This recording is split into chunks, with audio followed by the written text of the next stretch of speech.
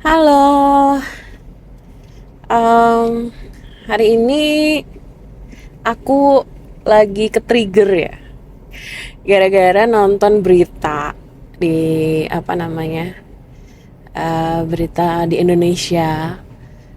Sebenarnya aku lagi males. Sebenarnya aku tuh agak males gitu loh bahas capres cawapres. Cuman beberapa hari belakangan ini yang lagi naik daun beritanya ya itu gitu kan. Jadi mau nggak mau aku mengkonsumsi berita itu.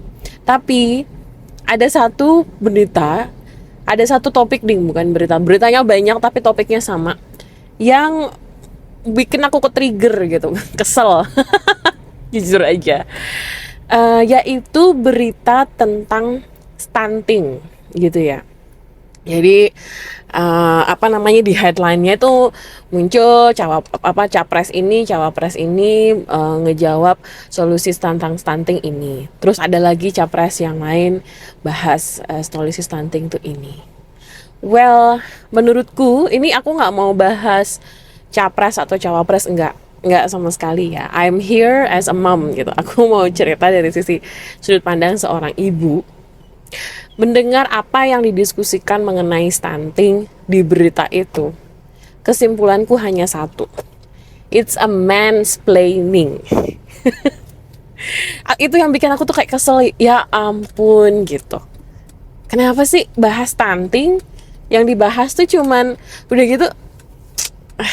Sorry ya. Oke, aku akan menatanya dengan lebih pelan-pelan, terstruktur dan tenang. Tapi maksudku adalah, kenapa sih bahas stunting itu tereduksi hanya ngomongin urusan apa apa gizinya, harus asam folat lah, atau harus apa namanya, nambah zat besi lah, bla bla bla bla gitu.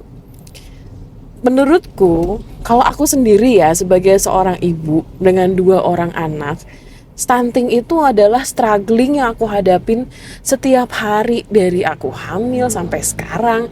That's my concern gitu. Aku nggak pengen apa ya, seorang, ya menurutku tuh aku sebagai seorang ibu, aku nggak pengen gitu anakku tumbuh terhambat pertumbuhannya, tumbuh kembangnya, salah satunya misalnya stunting.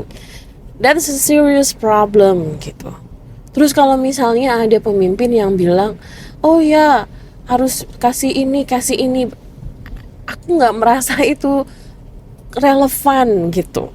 Aku merasa tuh kayak, ini jujur ya, menurutku bukan levelnya capres atau cawapres sih ngomongin bahwa apa namanya, untuk menyelesaikan masalah stunting harus nambah ini.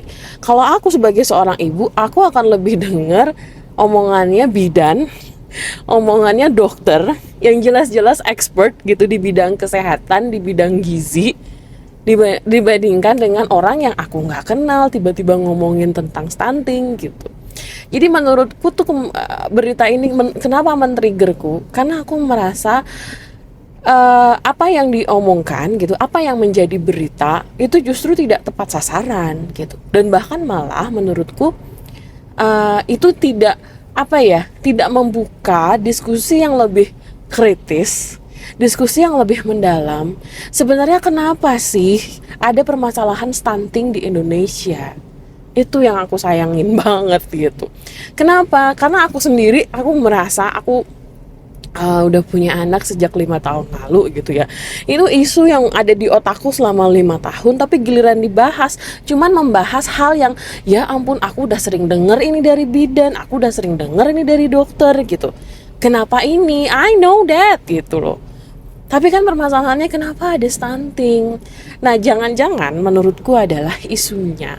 Ini jangan-jangan yang menjadi permasalahan itu bukan kekurangan apa namanya, bukan masalah kita apa harus nambah, bukan masalah memberi kesadaran, awareness tentang gizi dan lain-lain. Menurutku itu penting gitu ya, menambahkan kesadaran itu. Tapi yang jauh lebih penting, pengalamanku sebagai seorang ibu adalah, kita ada sistem yang mendukung kita. Kalau misalnya dari hamil sampai punya anak, ada sistem yang mendukung kita untuk menjaga tumbuh kembang anak. Sorry, ini ngomongin jadinya nggak konkret jatuhnya. Cuma menurutku tuh kayak contoh ya, misalnya sistemnya kayak gimana sih? Aku akhirnya coba cari informasi. Aku ngambil informasinya dari UNICEF gitu ya. Jadi di UNICEF, teman-teman juga bisa lihat ya. Di UNICEF mereka itu punya guideline gitu, bagaimana menyelesaikan masalah stunting. Tahu nggak apa yang dibilang sama UNICEF kalau ngomongin masalah stunting? Mereka nggak bahas harus nambahin asam folat, harus nambahin zat besi, bla bla bla, enggak.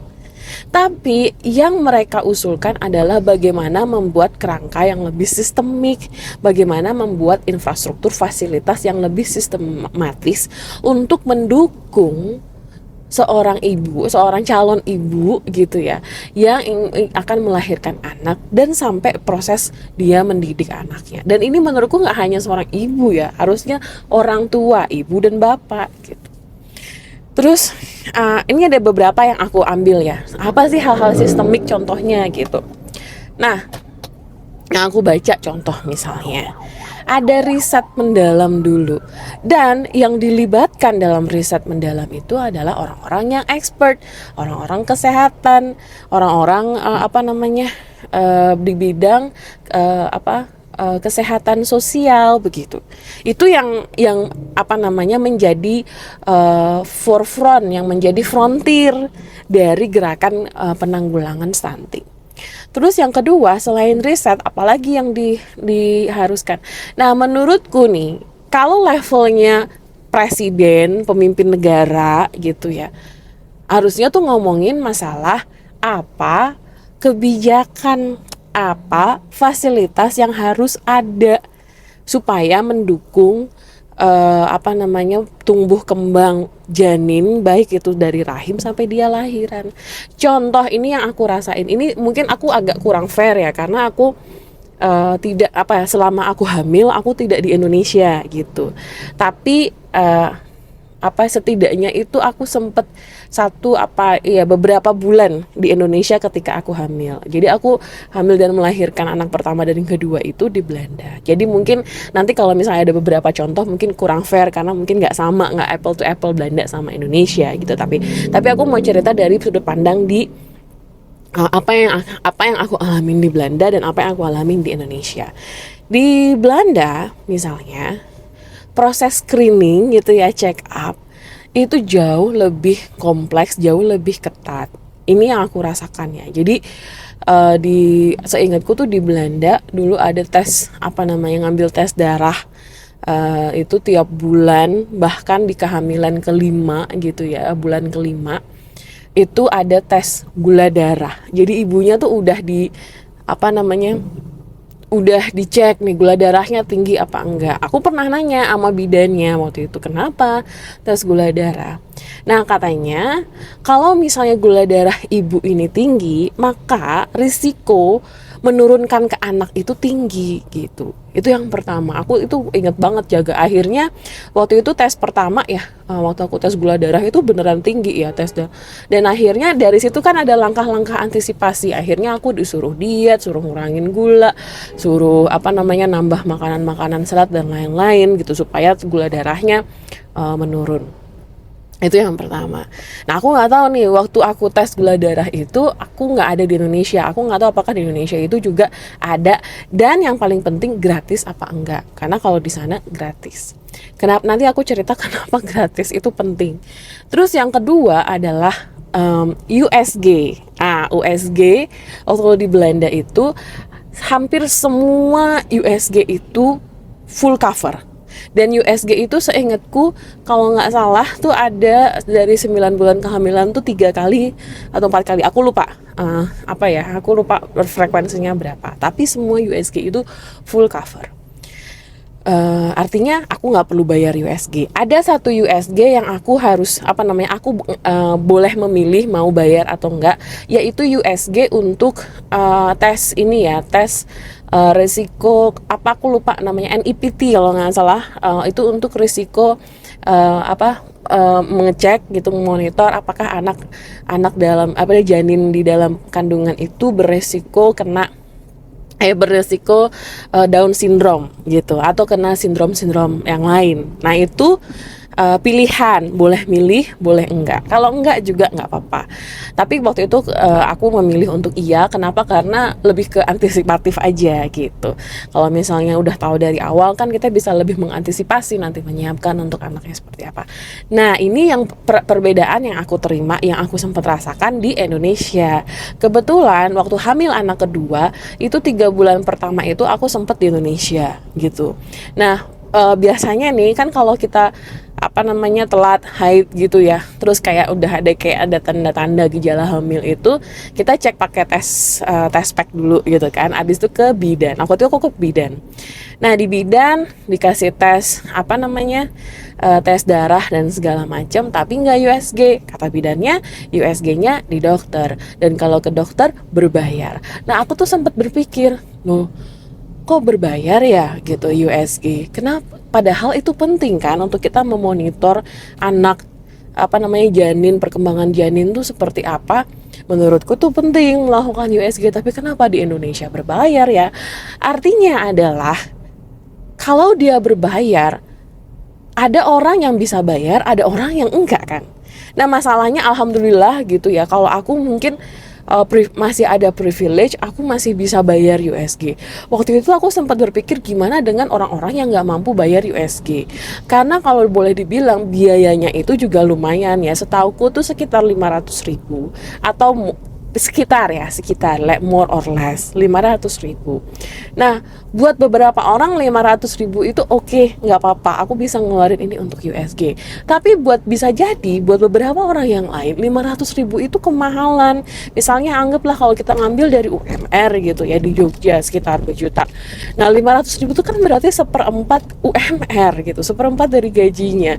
Nah gimana orang bisa menyisihkan itu? Apalagi ini USG biasanya nggak cuma sekali, tapi misalnya dalam 9 bulan beberapa kali, itu baru USG. Nah di situ aku berpikir kayak jangan-jangan berarti gitu, kalau kita mau sehat atau kita mau ya itu tadi ya, kalau mau menghindari stunting, you have to have the money gitu di Indonesia. It's about, jadi menurutku balik lagi, jangan-jangan stunting itu bukan hanya masalah kesehatan, but it's also about social class gitu. Ini juga bicara mengenai kelas sosial. Jadi harusnya pertanyaannya bukan apa gizi atau apa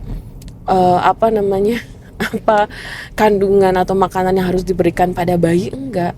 Tapi pertanyaannya jangan-jangan adalah bagaimana ya kita bisa mengurangi kesenjangan kelas sosial di Indonesia, sehingga minimal gitu fasilitas-fasilitas yang mendukung